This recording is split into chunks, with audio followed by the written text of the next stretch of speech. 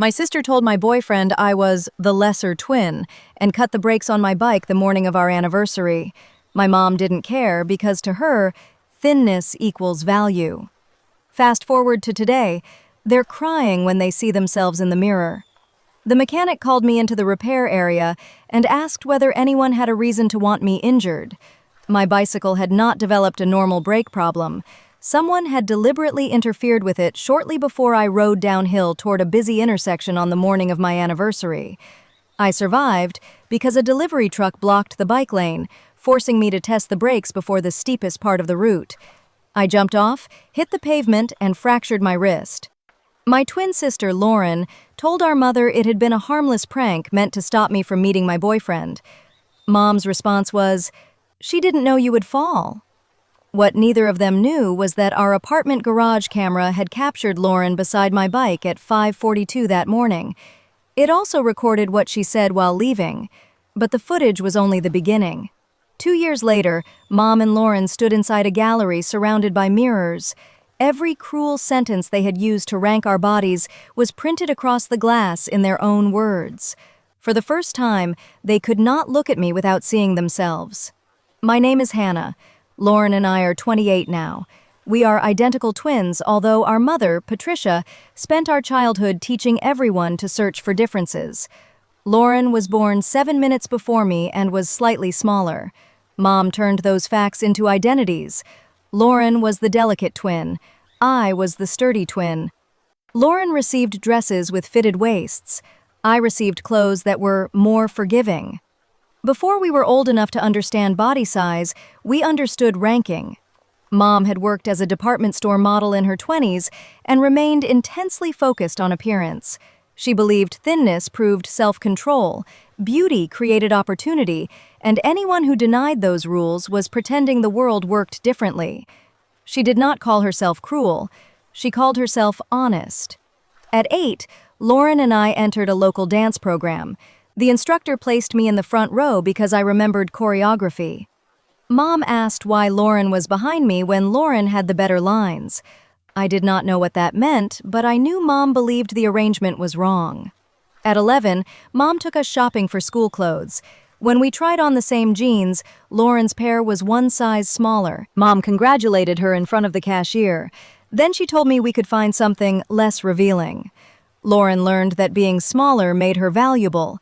I learned that being compared was unavoidable. Our father, David, objected occasionally. He told Mom to stop discussing our bodies at dinner and reminded her that children were supposed to change as they grew. But Dad traveled for work and avoided conflict when he was home. His objections never became protection. By middle school, Lauren repeated Mom's language. She called herself the pretty twin and introduced me as the smart one. If someone mistook us, she corrected them by saying she was the thinner sister. I pretended not to care because visible pain made both of them accuse me of jealousy. The roles were not entirely good for Lauren either. She panicked over normal changes in her body and skipped social events if clothing felt tight. Mom praised her discipline instead of noticing her fear. Lauren's value depended on remaining the daughter Mom could display. I escaped into photography. Behind a camera, I controlled what deserved attention. My high school art teacher taught me that portraits were not about making people look perfect. They were about making people feel seen. That idea felt revolutionary. I attended a state university and studied communications with a minor in photography. Lauren enrolled at the same school after Mom said separating twins would waste money. She chose fashion merchandising. For the first year, we shared an apartment. Lauren monitored what I ate, borrowed my clothes without asking, and told dates embarrassing stories about my weight. I moved out after she posted a photograph of me sleeping with a joke about food comas. Mom said moving was dramatic and expensive. Dad quietly helped with the deposit. Distance improved our relationship because I could leave when Lauren became cruel. We saw each other at holidays, spoke in short messages, and occasionally managed an afternoon without comparisons. Then I met Caleb. Caleb was a bicycle mechanic and community cycling instructor. We met when I photographed a charity ride. He was patient, funny, and completely uninterested in ranking women. When I introduced him to my family, Mom asked what kind of women he usually dated. Caleb said he did not understand the question. Mom glanced at Lauren and said she was only curious. Lauren flirted with him throughout dinner. Caleb remained polite, but later asked whether she always treated me like competition. I minimized it. I said twins had a strange dynamic, and Lauren did not mean anything. Caleb answered, "Meaning it as a joke doesn't make you less hurt." Over the next year, Lauren repeatedly contacted him. She sent childhood photographs, invited him to events without including me, and asked whether dating a twin ever made him curious about the other one. Caleb showed me every message. I asked him to block her, and he did. Mom accused me of controlling him. She said Lauren was naturally flirtatious, and I should feel secure if my relationship was strong. Our second anniversary fell on a Saturday. Caleb planned a bike ride to the place where we met, followed by breakfast. My bicycle was stored in the secured garage beneath my apartment building. The night before, Lauren called and asked me to attend a family brunch Saturday morning. I told her about our anniversary plans. Lauren said, "He's doing all that because he feels guilty." I asked what she meant. Lauren claimed Caleb had contacted her privately and admitted he sometimes wondered whether he chose the lesser twin. I knew she was lying because Caleb had blocked her, but the wording still hurt. It sounded exactly like something Mom might have taught her to believe. I ended the call. Lauren sent a message saying I would learn the truth soon. At 7 the next morning, I collected my bike. I noticed nothing unusual. About 6 blocks away, a delivery truck was parked partly across the bike lane. I squeezed the brakes to slow down, but the bike did not respond normally.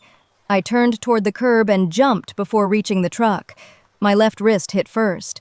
A driver called emergency services while I sat on the pavement, trying to understand what had happened. Caleb met me at urgent care. After my wrist was treated, he took the bicycle to the shop where he worked. His manager inspected it so Caleb would not be the only person making conclusions. The manager documented deliberate interference and advised us not to ride or alter anything further. We contacted police and provided the bike. I called Mom from the clinic because some irrational part of me still wanted comfort. Mom asked whether I had checked the bicycle before riding.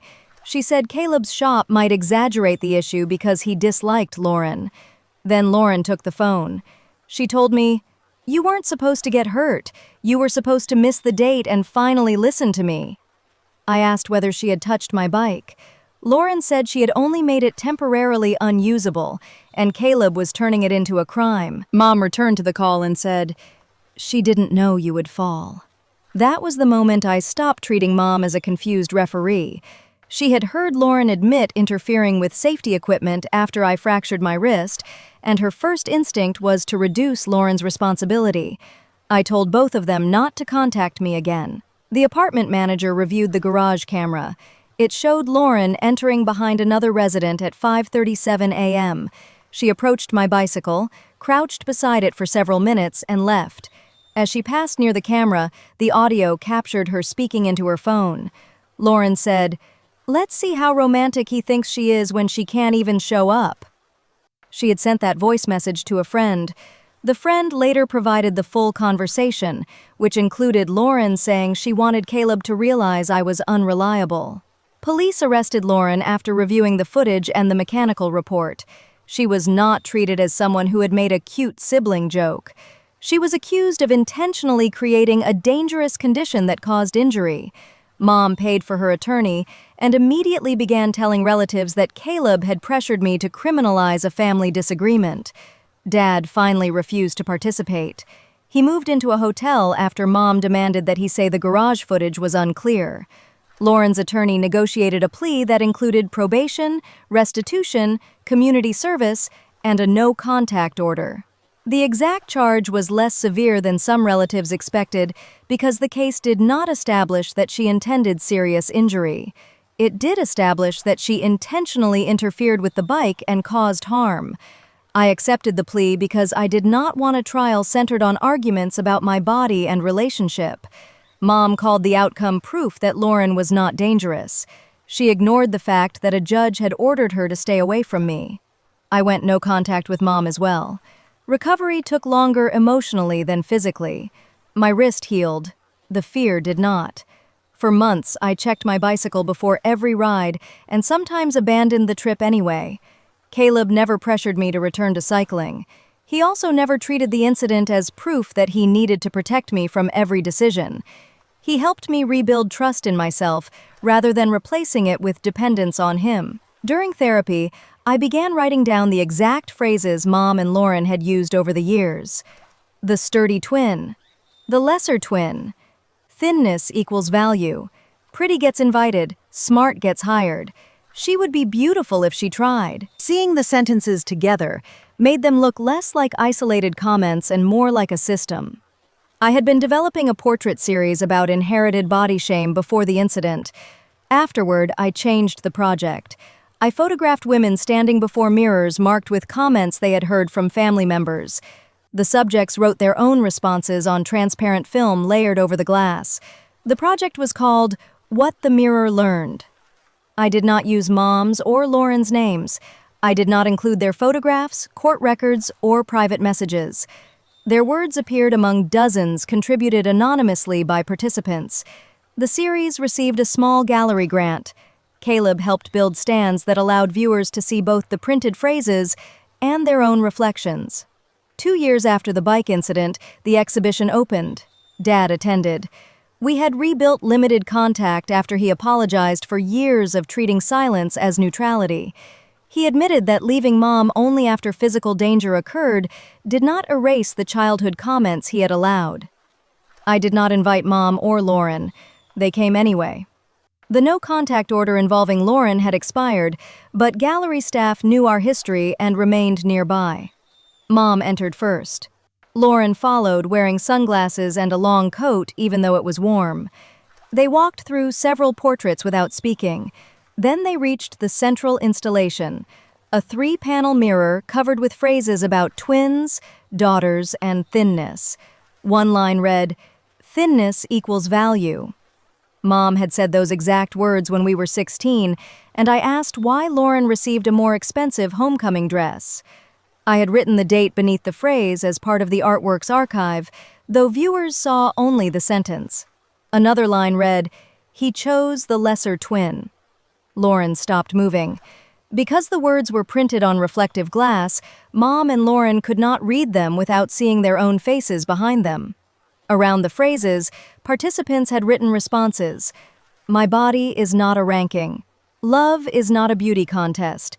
Your fear does not become my mirror." Mom began crying.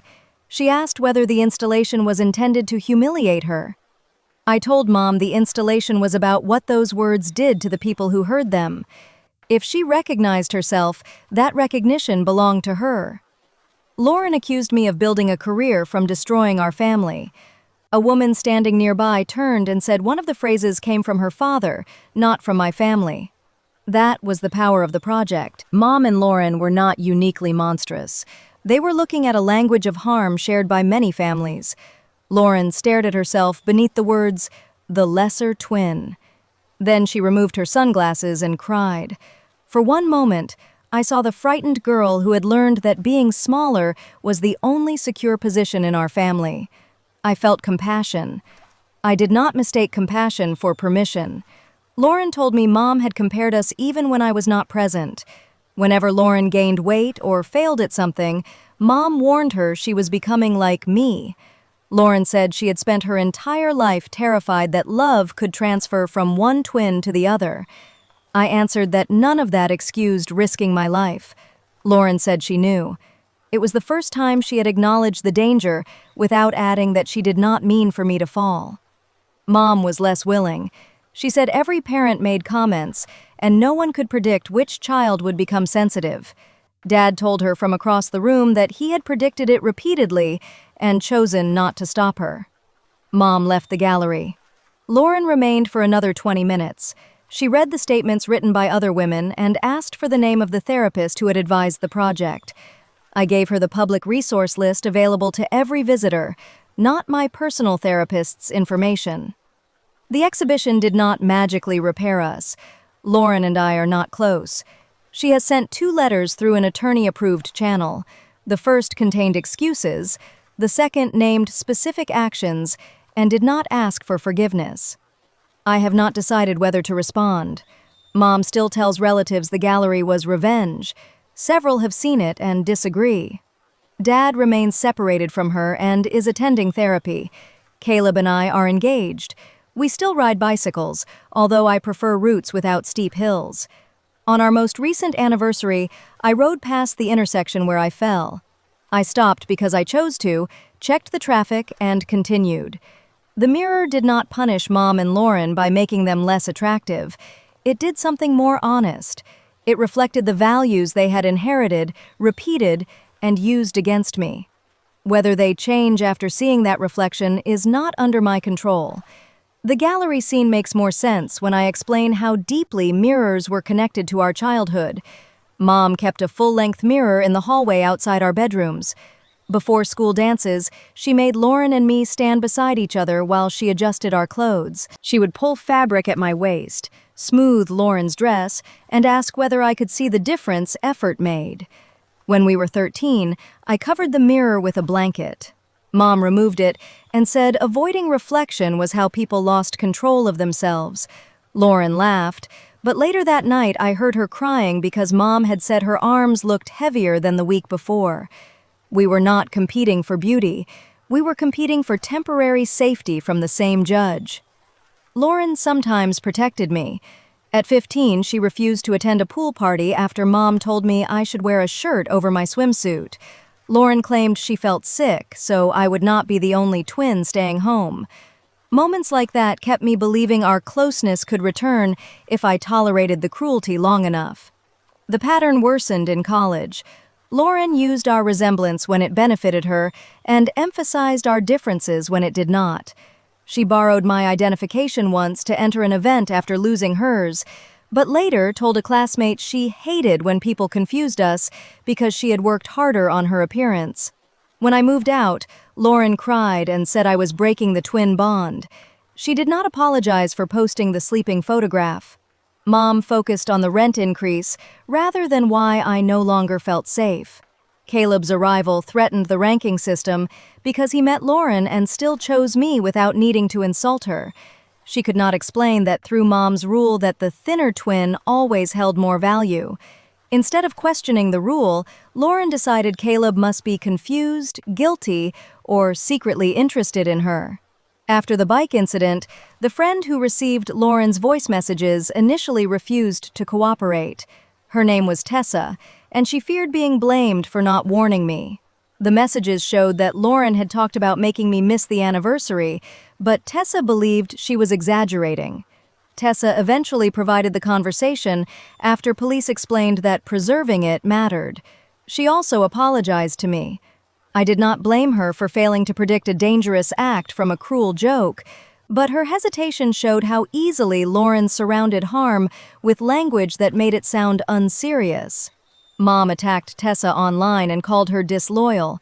That reaction caused another family friend to provide messages where Mom said I was using the injury to make Lauren look unstable. Mom wrote that I had always been jealous and finally found a way to punish the prettier twin. Those messages did not determine Lauren's plea, but they ended Dad's belief that Mom was merely panicking. She was actively building a defense based on the same body hierarchy that had fueled the act.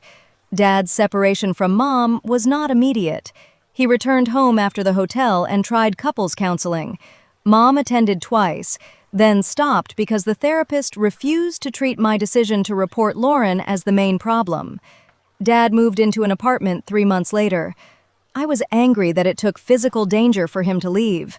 Dad accepted that anger without asking me to praise him for changing. He showed me the apologies he was learning to make: specific, late, and not entitled to reward.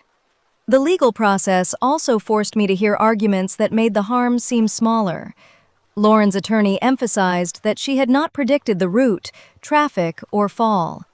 My attorney reminded me that accepting a plea did not require agreeing the event was minor. It allowed the known evidence to create enforceable consequences without asking a jury to measure sisterly intent. Restitution covered medical bills and repairs, not the months of fear. Community service did not make me safe. The no-contact order did. What the mirror learned began with 12 participants from a support group. Each person chose one sentence and one response. We photographed hands, shoulders, faces, or silhouettes, depending on what felt safe. Nobody was required to reveal who had spoken the original words. One woman contributed, "No one will love you at that size."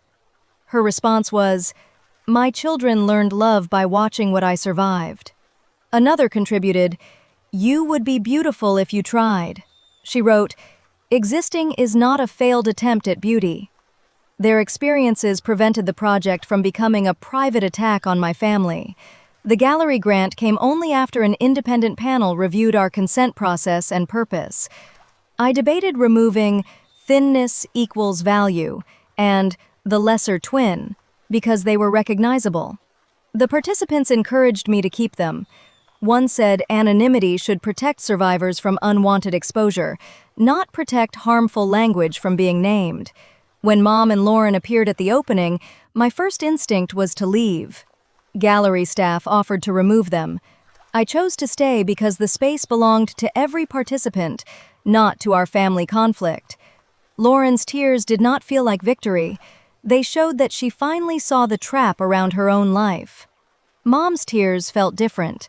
She cried because she experienced recognition as accusation. Afterward, Mom emailed the gallery demanding that the central mirror be removed. The director replied that no person was named and all contributors had documented consent. Mom threatened legal action but never filed anything. Attendance increased after she complained to relatives, many of whom visited expecting a scandal and found a community art project. 2 cousins later apologized for repeating jokes about our bodies when we were teenagers. Lauren's second letter arrived 8 months after the exhibition. She wrote that she had begun treatment for her own body image problems and was learning that understanding a cause did not erase an action. She reimbursed a therapy cost not included in the legal restitution without asking me to respond. I have not forgiven her. I have stopped believing that refusing contact makes me cruel. If we ever speak again, it will be because sustained change has made a new relationship possible, not because twins are supposed to share everything. Caleb and I chose a small wedding without Mom or Lauren. Dad attended as a guest. We did not use bicycles in the ceremony, despite several friends joking that we should. The anniversary ride remains something private and ordinary, which is exactly what Lauren tried to take from us. I still photograph mirrors. I no longer cover them. The original hallway mirror is now in Dad's storage unit. Mom left it behind when he moved. Dad asked whether I wanted it for the exhibition, but I said no. The project did not need the object that had frightened 2 children. It needed the words adults had taught those children to believe. Lauren later asked Dad for the mirror. She said she wanted to use it in therapy and eventually remove it from her life on her own terms. I do not know what she decided. That is part of her recovery, not mine. My recovery is smaller and more ordinary. It is eating dinner without hearing Mom evaluate the plate. It is accepting a compliment without wondering whether Lauren received a better one. It is trusting that Caleb's love does not decrease when another woman enters the room. Those changes do not photograph dramatically, but they are the life I wanted all along. So, was I wrong to include their exact words in an anonymous art project after years of body-based cruelty and the bike incident? Or was seeing themselves inside the language they used the reality check neither of them could keep dismissing?